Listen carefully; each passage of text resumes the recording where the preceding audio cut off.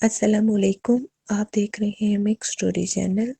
کہانی جنت کے پتے پیش کی جا رہی ہے، جس کو لکھا ہے نمرہ احمد نے۔ یہ چھوٹی بلی کتنی پیاری ہے نا، پنار نے جھک کر اس کا گال چوما۔ آج سے گاڈ فیلڈ بڑی بلی اور تم چھوٹی بلی۔ بہارے نے شرما کر لب دانت سے دبائے، اسپات میں سر ہلایا۔ پھر دیکھا تم نے والی فاتحانہ نظروں سے حیا کو دیکھا۔ حیا نے گہری سانس لے کر سر جھٹکا۔ یہ لڑکی بہت پٹے گی اس کے ہاتھوں۔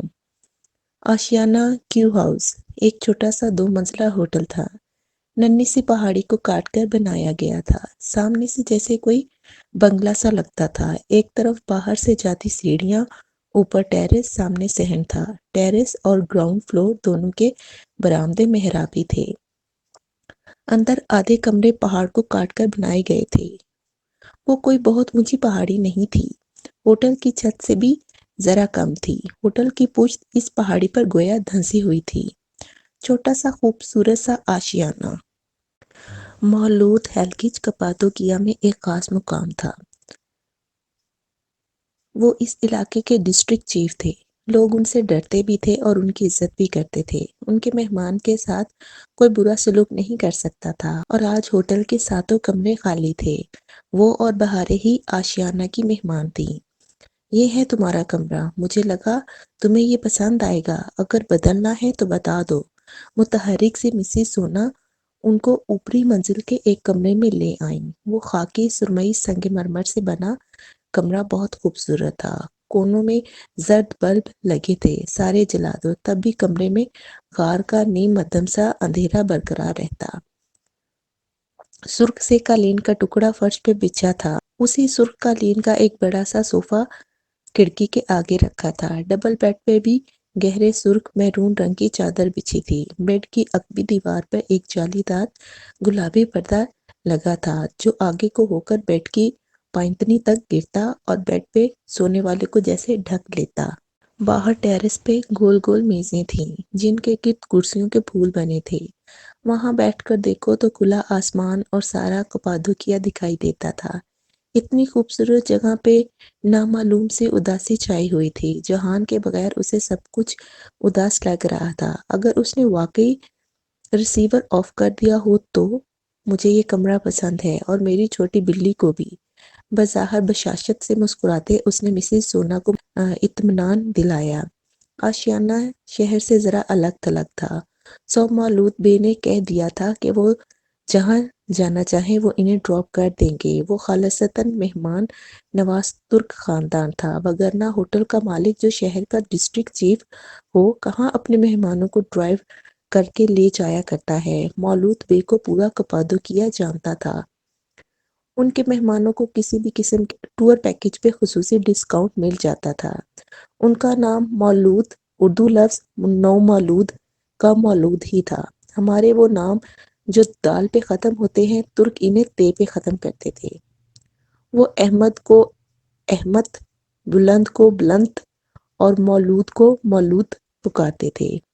ایسے ہی ہمارے وہ نام جن کے آخر میں بے آتا ہے، ترک ان کے آخر میں بے لگایا کرتے تھے۔ یوں طیب سے بنا طیب، ایوب سے بنا ایوب، اور زینب سے زینب۔ وہ سارا دن کمرے میں ہی رہیں، پھر شام کو مسز سونا اور فاتح شہر جا رہے تھے تو ان کے ساتھ چلی گئی۔ حیا کی ٹریسر والی ڈبی پرس میں ساتھ ہی تھی۔ اگر وہ ادھر ہو تو جان لے گا کہ وہ اس کے قریب ہے۔ پتہ نہیں دل کے رشتے زیادہ مضبوط تھے یا جی پی ایس کے، مگر جب رات اتر آئی اور فون نہیں بجا تو وہ امید کھونے لگی۔ اگلا پورا دن بھی انہوں نے کمرے میں گزارا، کھانا بھی وہیں منگوایا۔ مسز سونا کے ہاتھ کے بنے سلاد، جیلی، جیم، بالکل گھر جیسا ذائقہ۔ پھر بھی وہ بہت بیزاری محسوس کر رہی تھی۔ بہارے باہر جانا چاہتی تھی، مگر اس نے منع کر دیا۔ کیا عبد الرحمن کال نہیں کرے گا؟ اس نے صبح سے کوئی 10ویں دفعہ پوچھا۔ مجھے نہیں پتا، فضول باتیں مت کرو۔ بہارے کی آنکھوں میں ناراضگی در آئی۔ تم نے اگر دوبارہ مجھ سے ایسی باتیں کی تو میں یہاں سے چلی جاؤں گی۔ میں نے کہا نا فضول باتیں مت کرو۔ سختی سے جھڑک کر وہ ڈریسنگ روم میں جانے کے لیے اٹھی۔ بہارے ناک سکیڑ کر منہ میں کچھ بڑبڑائی۔ کیا کہا تم نے؟ وہ جاتے جاتے جیسے تپ کر پلٹی۔ نہیں بتاؤں گی۔ بہاریں اتنے ہی غصے سے کہتے ٹیرس کی طرف چلی گئی۔ رات میں مسز سونا انہیں بلانے آ گئی۔ تم لوگ صبح سے کمرے سے نہیں نکلی، طبیعت تو ٹھیک ہے؟ حسب توقع وہ فکر مند ہو گئی تھیں۔ ٹورسٹ سیر کے لیے نہ جائے یہ ان کے لیے عجیب سی بات تھی۔ نہیں، وہ دراصل ایک دوست نے استنبول آنا تھا، اس کا انتظار کر رہے ہیں۔ وہ آ جائے تو مل کر کپادوکیا دیکھیں گے، اس نے جلدی سے وضاحت دی۔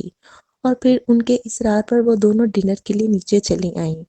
نچلی منزل کا ڈائننگ ہال پتھر کی دیواروں سے بنا مدھم سا روشن تھا۔ دو چار میزیں کرسیاں رکھی تھیں۔ دیواروں کے ساتھ فرشی نشست کے طرز کے زمین سے دو بالشت اونچے پتھر کے صوفے بنے تھے جن پہ میرون ترک قالین بچھے تھے۔ اس نے بھی اسی میرون شیڈ کا اجرک کا کرتا اور سیاہ ٹراؤزر پہن رکھا تھا، اوپر سیاہ حجاب۔ اسے حجاب سے کھاتا دیکھ کر ٹرے اٹھائے ہال میں داخل ہوئی پناڈ ٹھٹک کر رکی اور پھر سامنے کاؤنٹر پر کھڑے فاتح کو پکارا۔ فاتح، تم کچن دیکھ لو، وہ کمفرٹیبل نہیں ہے، اس نے ترک اور انگریزی دونوں میں کہا کیونکہ فاتح کی انگلش کمزور تھی۔ جی آپا کہہ کر وہ تابعہ داری سے وہاں سے ہٹ گیا۔ تھینکس، وہ ہلکے سے مسکرائی۔ دل پہ اتنی کلفت چھائی تھی کہ مسکرانا بھی دشوار لگتا تھا۔ کھانے کے بعد وہ دونوں آگے پیچھے سیڑھیاں چڑھتی اوپر آ گئیں۔ اس کے پیر میں درد تھا، اس لیے وہ آتے ہی بستر پر لیٹ گئی اور پیچھے دیوار سے لٹکتا جالی دار پردہ اپنی پائنتنی تک پھیلا دیا۔ اب چت لیٹے اسے چھت گلابی جالی کے پار دکھائی دے رہی تھی۔ حیا، کیا تم مجھ سے ناراض ہو؟ ساتھ لیٹی بہاریں تھوڑی دیر بعد ذرا قریب کھسک آئی۔ حیا نے گردن ذرا سی ترچھی کر کے اسے دیکھا۔ کیوں پوچھ رہی ہو؟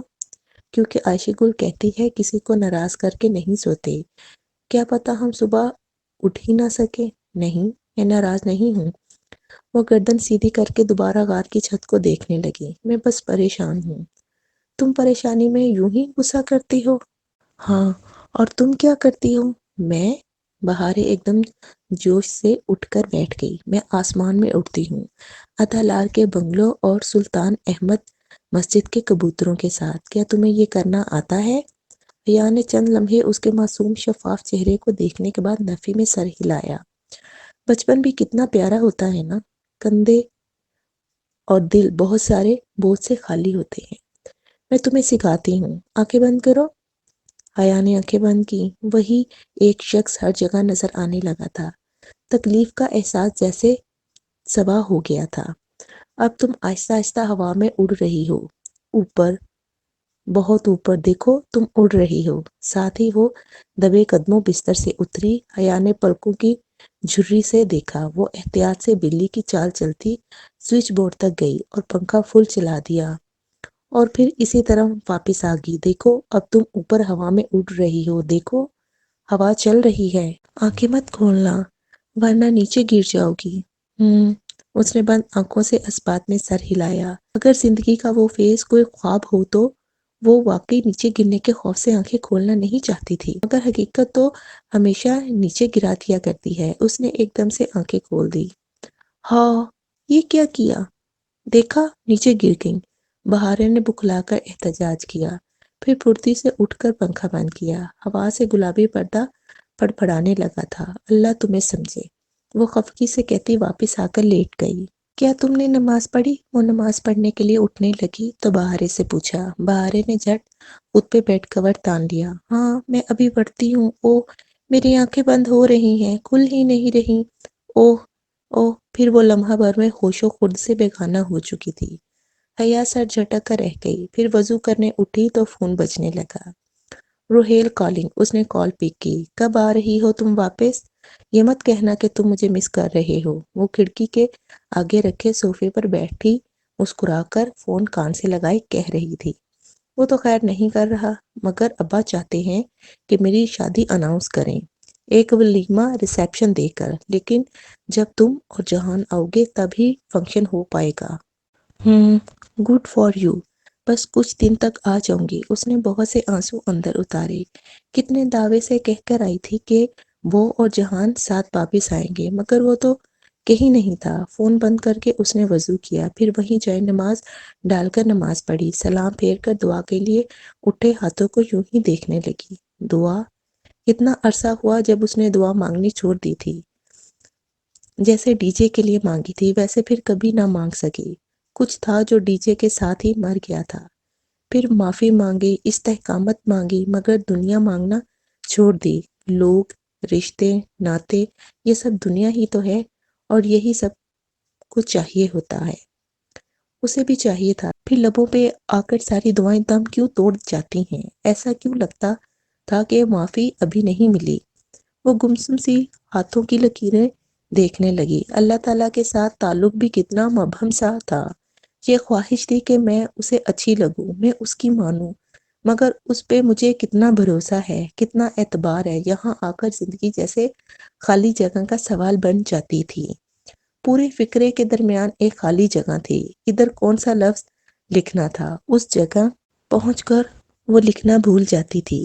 کوئی دعا مانگے بنا وہ اٹھ کھڑی ہوئی اور میز پر رکھے موبائل کی اسکرین کو انگلی سے چھوا۔ وال پیپر جگمگا رہا تھا۔ کتنا زہر لگتا ہے یہ وال پیپر، بالخصوص تب جب کسی خاص ٹیکسٹ کی امید ہو۔ پھر جائے نماز رکھی، دوپٹہ اتار کر بالوں کو انگلی سے سنوارا اور ڈریسنگ روم کا پردہ ہٹا کر ادھر آئی۔ ہیئر برش ڈریسنگ ٹیبل پہ رکھا تھا۔ وہی رات سونے سے قبل 100 دفعہ برش کرنے کی عادت۔ اپنے بالوں، جلد اور خوبصورتی کی حفاظت پہ اسے کوئی سمجھوتا نہ تھا۔ برش کے ساتھ نکلی پھولوں کا گلدان رکھا تھا، جس کے اندر شیشے کی ایک ڈبی تھی جو سنہری افشاں سے بھری تھی۔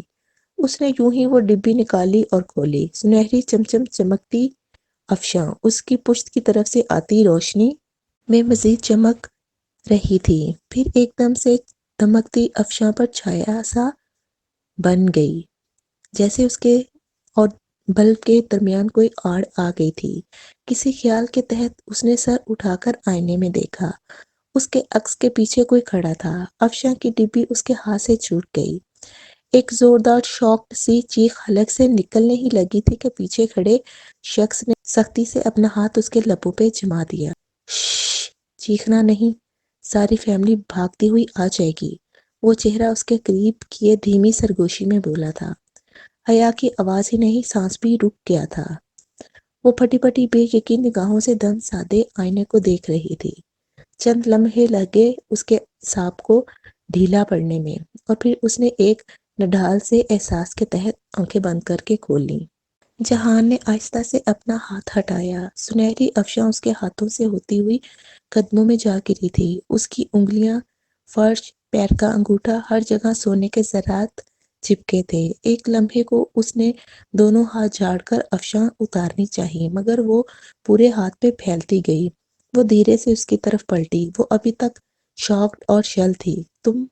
تم ادھر کیا کر رہے ہو؟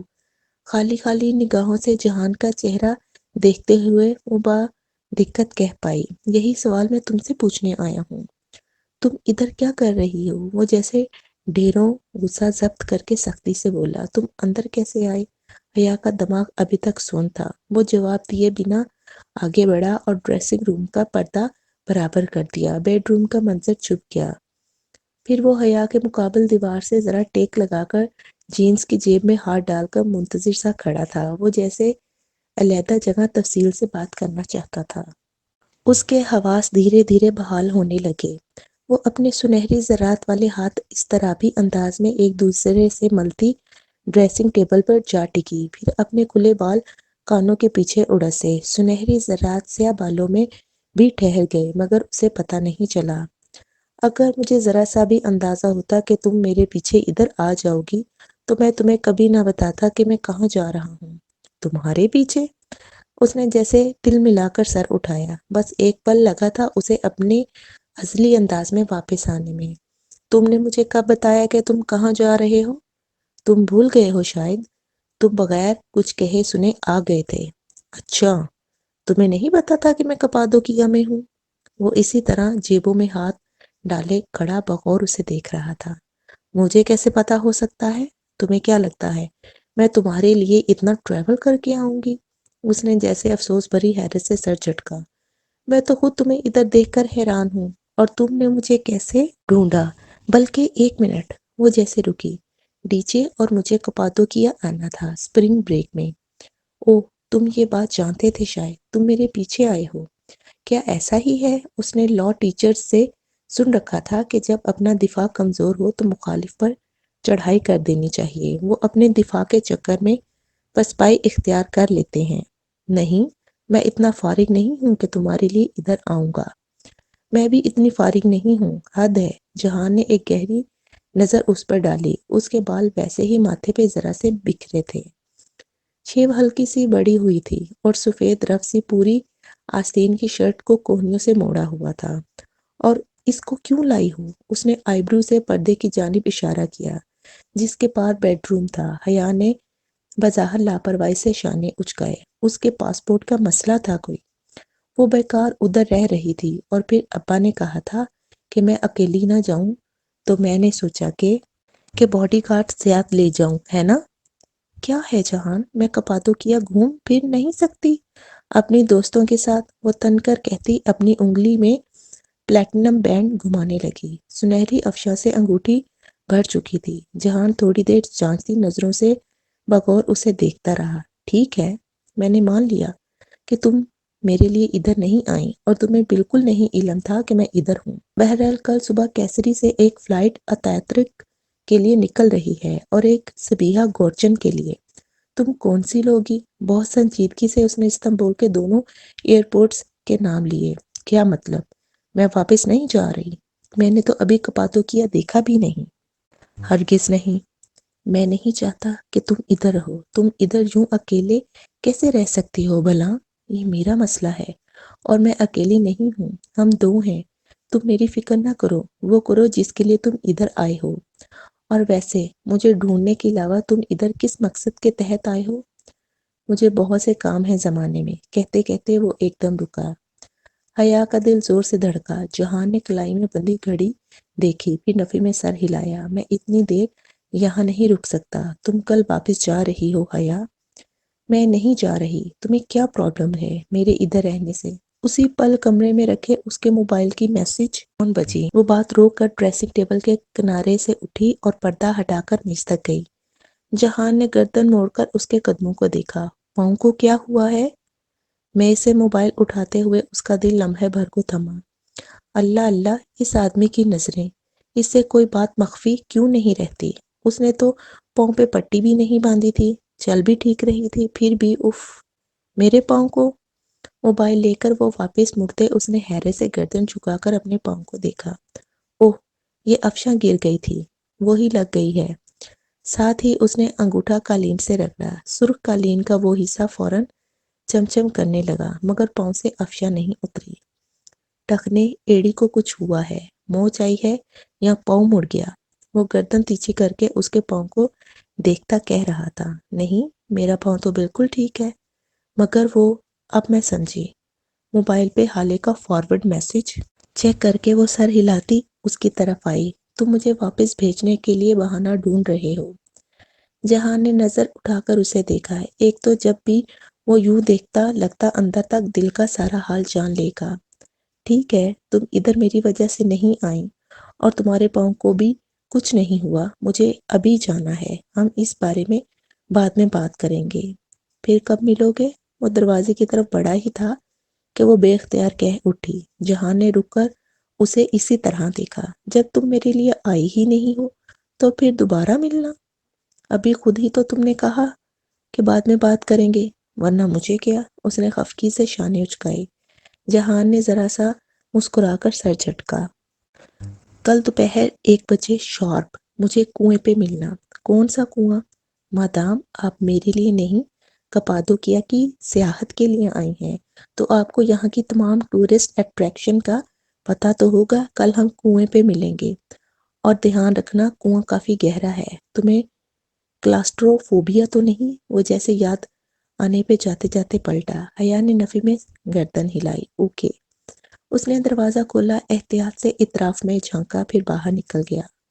بہاریں اسی طرح سو رہی تھی۔ حیا نے دروازہ بند کیا اور پھر بے اختیار دل پہ ہاتھ رکھ کر آنکھیں بند کر کے گہرا سانس لیا۔ ایک دبی دبی مسکراہٹ اس کے لبوں پہ بکھر گئی۔ بہت سمارٹ بنتا ہے تھا جہان، شاید وہ اس سے زیادہ سمارٹ تھی کہ اس نے اسے ڈھونڈ ہی نکالا تھا۔ ہاں، اس کے سامنے یہ نہیں مانے گی کہ وہ اس کے لیے آئی ہے۔ جس بندے نے اسے خوار کیا اس کو تھوڑا بہت خوار کرنے کا حق تو اسے بھی تھا۔ وہ ڈریسنگ ٹیبل کے سامنے واپس آئی اور ہیئر برش اٹھاتے ہوئے آئینے میں دیکھا۔ اچرک کے کرتے پہ سامنے، بالوں پہ، کانوں کے قریب اور دونوں ہاتھوں پہ افشاں لگی تھی۔ اس بیلی سٹون کے فرش پہ ڈبی ابھی تک الٹی پڑی تھی۔ وہ ڈبی اٹھانے کے لیے نہیں جھکی۔ افشاں کی سب سے پیاری بات یہ تھی کہ اسے جتنا خود سے اتارنے کی کوشش کرو یہ پھیلتی چلی جاتی ہے اور جس کو چھوتی ہے اس کو چمک عنایت کر دیتی ہے۔ دوپہر 1 بجے شارپ اس نے زیر لب مسکراتے ہوئے اپنے عکس کو دیکھتے برش بالوں میں اوپر نیچے چلانا شروع کیا۔ ابھی اسے 100 دفعہ برش کرنا تھا۔ صبح آشیانہ کے اطراف کے پہاڑوں پہ بہت سہانی اتری تھی۔ کپادوکیا کو جیسے اس کا حسن واپس مل گیا تھا۔ اس نے بہارے کو تیار ہونے کو کہا، پھر مزید کچھ نہیں بتایا۔ بہارے ابھی بال بنا رہی تھی۔ وہ اسے وہاں چھوڑ کر اپنے عبایا اور اسکارف کو پن لگاتے ہوئے نیچے آئی۔ آج اس کا موڈ بہت خوشگوار تھا۔ فاتح استقبالیہ کاؤنٹر پہ تھا۔ وہ لابی بھی چھوٹے سے پتھریلے کمرے کی مانند بنی تھی، غاروں میں غار۔ صبح بخیر آپا، جلدی سے سب کام چھوڑ کر اس کی طرف متوجہ ہوئے۔ شکریہ فاتح۔ وہ اس کے سامنے آ کھڑی ہوئی۔ ایک بات پوچھنی تھی، یہاں آس پاس کوئی کنواں ہے؟ کنواں؟ فاتح نے اچنبھے سے دہرایا۔ پتہ نہیں، کنویں ہیں بہت سے، مگر آپ کس کنویں کی بات کر رہی ہیں؟ کوئی ایسا کنواں جو ٹورسٹ اٹریکشن ہو اور بہت گہرا ہو۔ فاتح کو بات سمجھانے کے لیے اسے آہستہ سے الفاظ دہرانے پڑ رہے تھے۔ فاتح نے تذبذب سے نفی میں سر ہلایا۔ نہیں آپا، میں ایسے کنویں کو نہیں جانتا۔ ویران کنویں مل جائیں گے مگر سیاحتی مرکز مشکل ہے۔ سوچو فاتح، کوئی بہت گہرا کنواں ہو ادھر، سوچو نا۔ اس کے دل میں بے چینی سی انگڑائی لینے لگی۔ اللہ سمجھے جہان سکندر کو، کبھی انسانوں کی زبان میں بات نہیں کرے گا۔ پھر ایک پہیلی، مجھے واقعی کسی گہرے کنویں کا نہیں پتا۔ وہ ذرا دیر کو رکا۔ آپ گہرے کنویں کا تو نہیں پوچھ رہی؟ تو اتنی دیر سے میں اور کیا پوچھ رہی ہوں فاتح؟ نہیں، آپ کسی کنویں کا پوچھ رہی ہیں، اصلی کنویں کا جو گہرا ہو، یا آپ گہرے کنویں کا پوچھ رہی ہیں؟ دونوں میں کیا فرق ہے؟ اس نے سوالیہ آئیبرو اٹھائی، شاید وہ کسی منزل کے قریب تھی۔ دیکھیں آپا، فاتح دونوں ہاتھ اٹھاتے ہوئے ٹوٹی پھوٹی انگلش میں کہنے لگا، ایک تو ہوتا ہے کنواں جس سے لوگ پانی نکالتے ہیں، جس کے بارے میں زیادہ نہیں جانتا، اور ایک ہے گہرا کنواں۔ وہ کنواں نہیں ہے، وہ یلناڈ شہری ہے۔ یلناڈ شہری مطلب؟ اس نے ناسمجھی سے پوچھا۔ فاتح نے بے بسی سے اسے دیکھا اور نفی میں سر ہلایا۔ اسی پل مسز سونا لانڈری باکس اٹھائے وہاں داخل ہوئی۔ فاتح نے فوراً انہیں پکارا، سونا خانم، یلتار شہری کو انگلش میں کیا کہیں گے؟ انڈر گراؤنڈ سٹی، انہوں نے مسکراتے ہوئے جواب دیا۔ 1 منٹ مسز سونا، وہ مجھ سے کمرے میں افشاں گر گئی تھی، وہ صاف ہو جائے گی نا؟ ہاں، فکر نہ کرو، پنار کر لے گی۔ اسے مطمئن کر کے وہ باہر نکل گئیں۔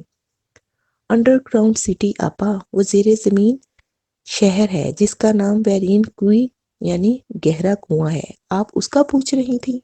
حیا پر یقین نہیں تھی۔ شاید میں نے کپادوکیا کے زیر زمین شہروں کا سنا تو ہے، مگر وہ تو بہت سے ہوں گے۔ کیا یہ ویرن کیو کوئی مشہور سپاٹ ہے؟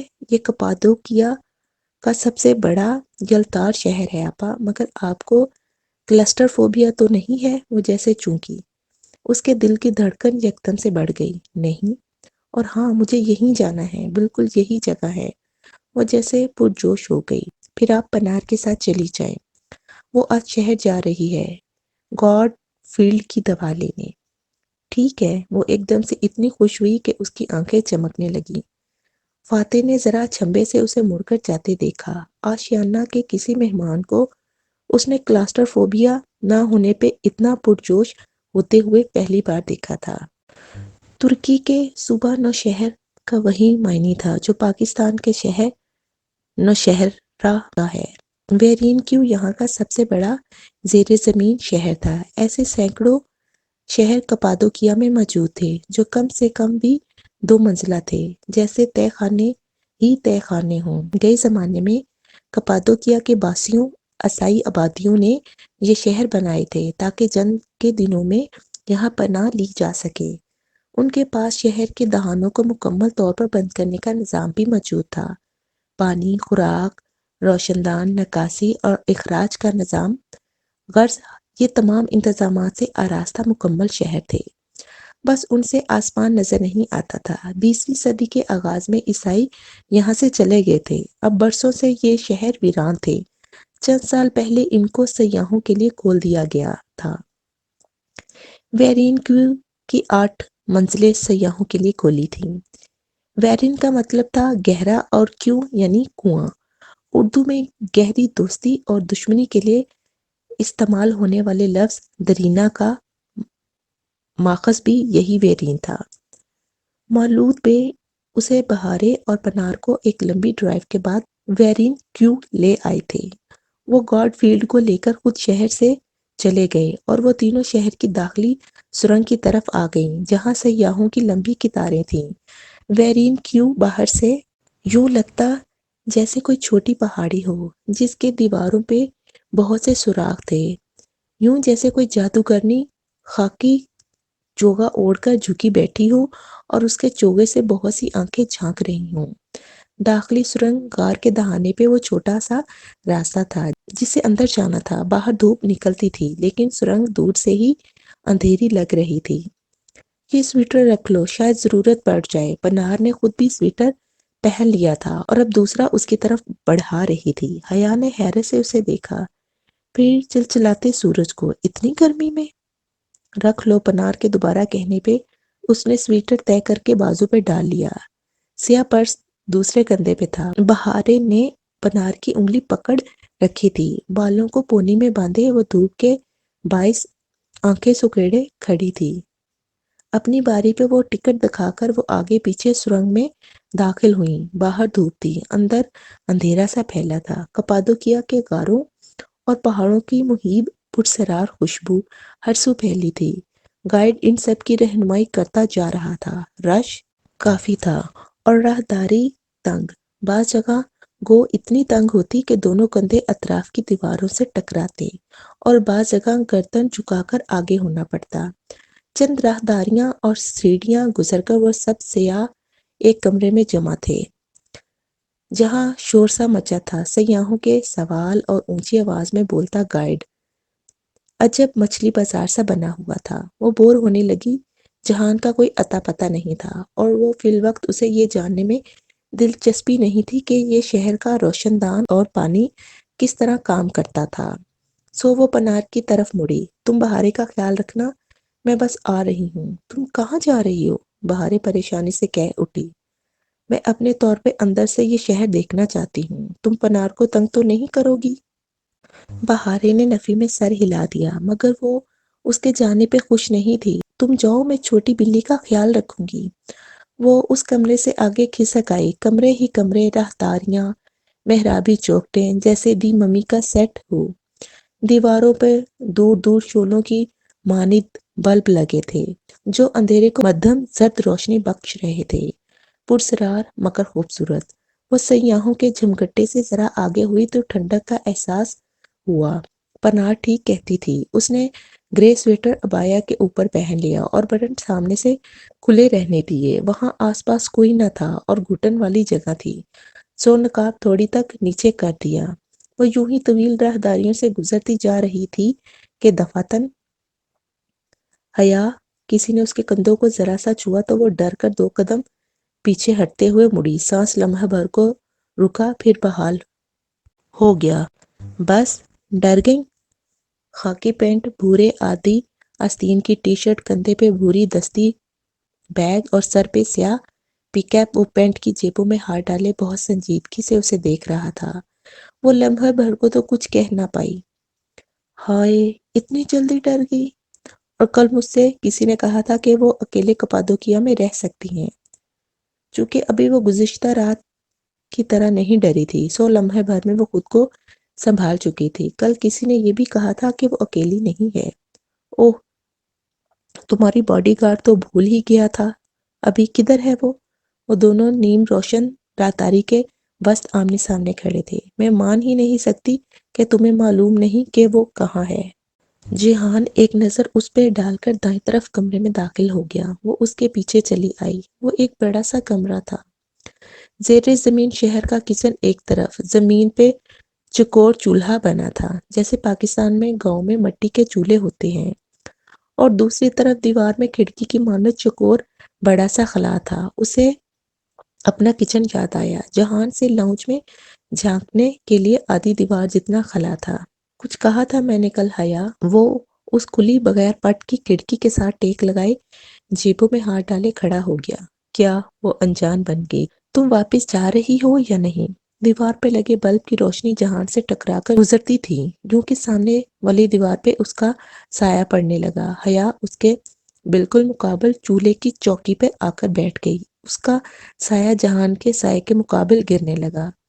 وہ اصل میں کافی فاصلے پہ بیٹھے تھے، مگر ایک ہی دیوار پر گرتے آمنے سامنے بیٹھے سائے کافی بڑے اور قریب لگ رہے تھے۔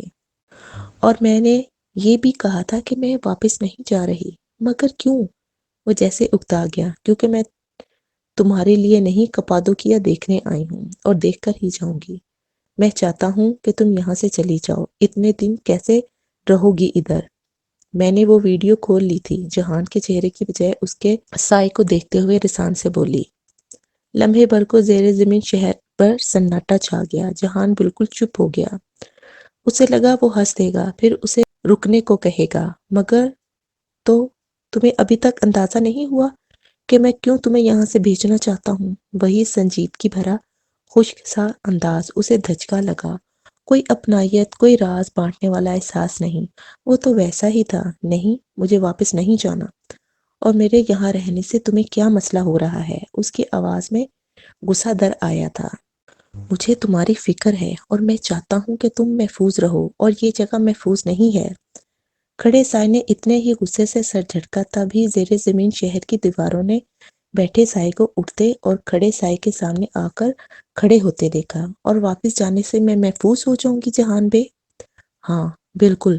مجھے یہاں سے 2-4 دنوں میں انقرہ چلے جانا ہے، پھر وہاں سے ایک اور شہر، اور پھر ادھر سے شام سے چند دن بعد اسلام آباد آ جاؤں گا۔ میں تم سے وہیں ملوں گا۔ ہو سکتا ہے روہیل کے ولیمے پہ ہم دونوں ساتھ ہی ہوں، اس لیے ابھی تم چلی جاؤ۔ کیا گارنٹی ہے اس بات کی؟ ہو سکتا ہے واپسی پہ میری فلائٹ کریش کر جائے۔ چند لمحے وہ واقعی کچھ نہ کہہ سکا، مگر مدھم مشعل کی روشنی میں بھی حیا نے اس کے بے تاثر آنکھوں میں کچھ زخمی ہوتے دیکھا۔ ایسے مت کہو۔ اس کی آواز دھیمی ہو گئی۔ نہیں جہان بے، مجھے بولنے دو۔ کیا گارنٹی ہے کہ میں وہاں محفوظ رہوں گی؟ ہو سکتا ہے کوئی پرانا دشمن مجھے گاڑی تلے کچل دے۔ حیا، ہو سکتا ہے یہ ہمارا آخری سفر ہو۔ کیا تب بھی تم اسے میرے ساتھ نہیں کرنا چاہو گے؟ اس کی آواز بیرین کیونکہ دیوار سے ٹکرا کر پلٹ رہی تھی، مگر اب اس میں آنسو بھی شامل تھے۔ میں صرف تمہیں محفوظ دیکھنا چاہتا ہوں حیا، وہ جیسے بے بسی سے بولا تھا۔ اور تم خود؟ میرا کیا ہے؟ میرے لیے رونے والا کوئی نہیں ہوگا، مگر مجھے تمہاری فکر ہے، اس لیے میں چاہتا ہوں کہ تم یہ چاہتے ہو، تم وہ چاہتے ہو۔ تم ہر وقت صرف اپنا کیوں سوچتے ہو جہان؟ تم ہر چیز پلان کر کے کیوں رہنا چاہتے ہو؟ تم ہر وقت دوسروں کو کیوں آزماتے رہنا چاہتے ہو؟ حیا، اسے جیسے دکھ پہنچا تھا۔ وقت پیچھے چلا گیا تھا۔ وہ اس کا جنجر بریڈ ہاؤس توڑ چکا تھا، اور وہ اس پہ چلا رہی تھی۔ نہیں، بولنے دو۔ آج مجھے بولنے دو۔ جتنا تم نے مجھے آزمایا، اس سے آدھا بھی میں تمہیں آزماتی نا تو تم بہت مشکل میں پڑ جاتے۔ وہ غصے میں بلند آواز میں بول رہی تھی۔ دیوار پر گرتے سائے اصل سے زیادہ قریب کھڑے تھے۔ تم یہ سمجھتے ہو کہ ہر دفعہ چیزیں تم پلان کرو گے اور سب تمہاری مرضی کے مطابق ہو جائے گا، پھر بعد میں لوگ تمہاری باتوں کے دوسرے مطلب ڈھونڈتے پھریں، اور اس دوران کسی کا دل کتنا ٹوٹے تمہیں کب پرواہ ہوتی ہے؟ تم دوسروں کا کبھی نہیں سوچتے، مگر ہر دفعہ ایسا نہیں ہو سکتا۔ ہر دفعہ دوسرے تمہاری طرف کی کہانی نہیں سمجھیں گے۔ یہ کر لو تو وہ ہو جائے گا، اور وہ کر لو تو یہ ہو جائے گا۔ میں مزید تمہارے ان پلان کے مطابق نہیں چل سکتی۔ بولتے بولتے اس کا سانس پھولنے لگا۔ جہان نے ہاتھ جیبوں سے نکال کر سینے پہ لپیٹ لیے، اور دائیں جوگر سے زمین کو کھرچتا وہ سپاٹ چہرے کے ساتھ سن رہا تھا۔ اور وہ بھی جو کچھ اندر بھرا ہے میرے خلاف وہ بھی کہہ دو۔ میرے اندر جو بھی بھرا ہے تمہیں پرواہ نہیں ہے۔ تم مجھ سے میرے برقعے پہ بحث کر کے چپ چاپ چلے آئے۔ اگر تمہیں میرے برقعے سے مسئلہ نہیں تھا تو پھر تم نے ایک دفعہ بھی کوئی امید، کوئی وضاحت کیوں نہیں دی؟